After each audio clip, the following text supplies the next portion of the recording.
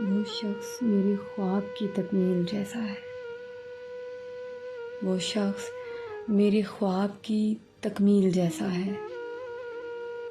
वो शब की तीरगी में कंदील जैसा है।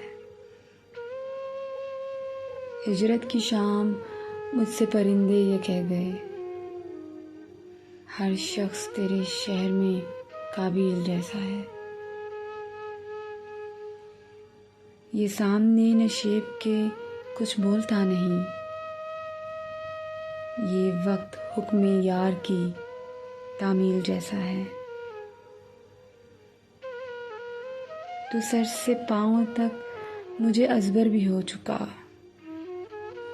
ये तिल मुझे बहार की तफसील जैसा है।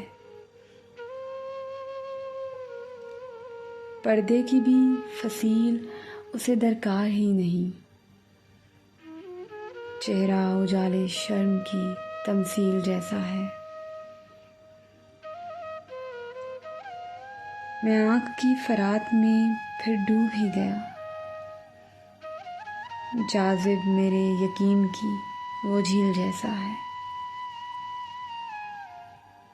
वो शख्स मेरे ख्वाब की तकमील जैसा है। वो शब की तीरगी में कंदील जैसा है।